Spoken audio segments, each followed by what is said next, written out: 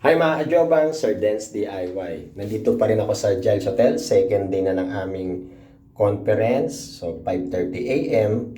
Maglalakad-lakad tayo sa Makati Avenue going to Ayala dahil may nagaganap doon na artwork exhibit. So gusto niyo ba akong samahan? So tara, samahan niyo ako.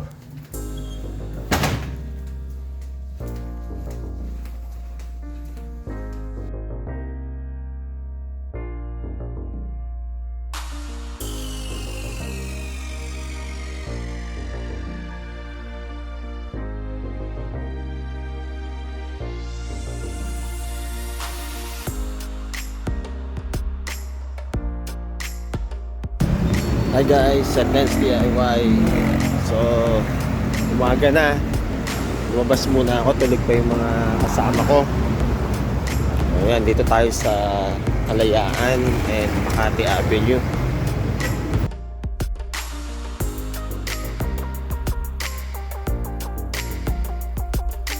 Ayan, naglalakad-lakad ako.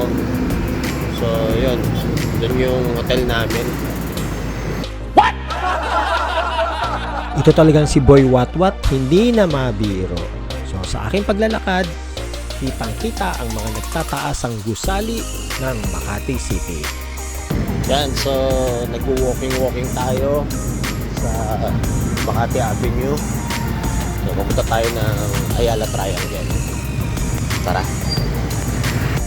Sa aking paglalakad dito sa Makati Ave, nakita ko ang bantayog ni Sultan Kudarat na napapaligiran ng mga nagtataasang mga building.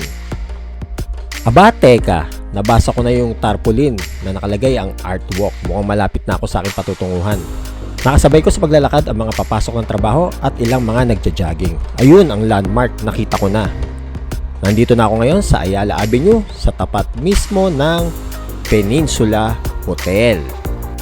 Sa tapat nito mismo ang Legazpi Underground kung saan naka-exhibit ang Photo Moto Artwork by Ayala Land.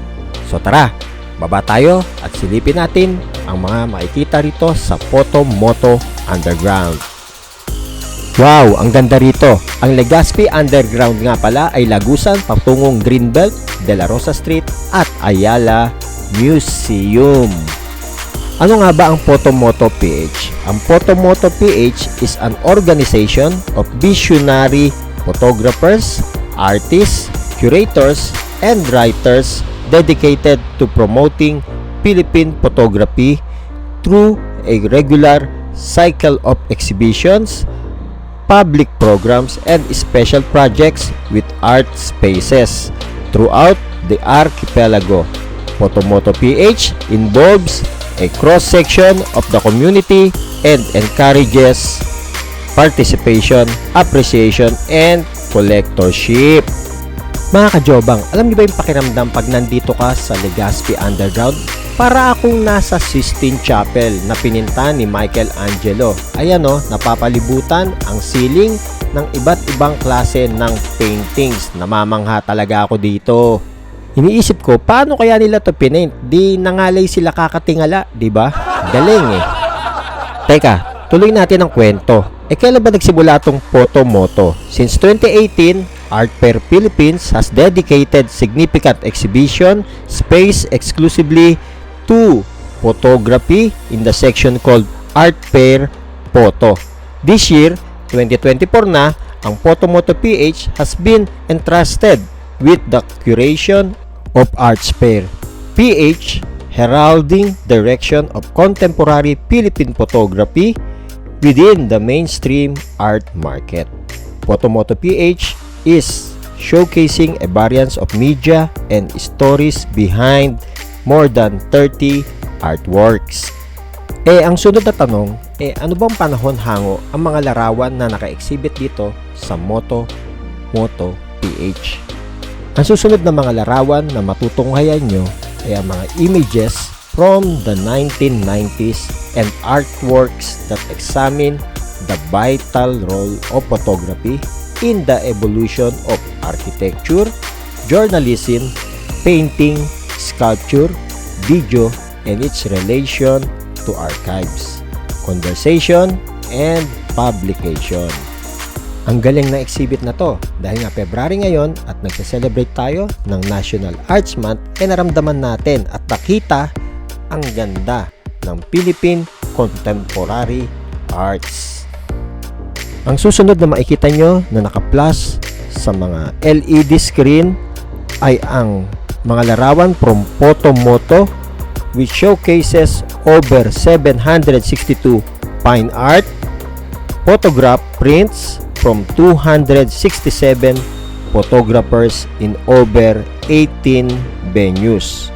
Photomoto public programs have included talks, panel discussions, workshops, portfolio reviews, photo walks, and photo project presentations.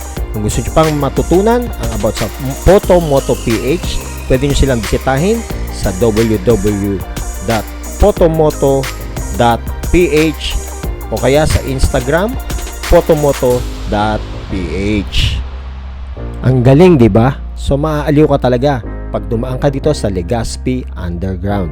Ang Photomoto Art Fair nga pala ay handog sa inyo ng Ayala Malls, Ayala Land, ang Make It Happen, Make It Makati, at ang Photomoto PH syempre.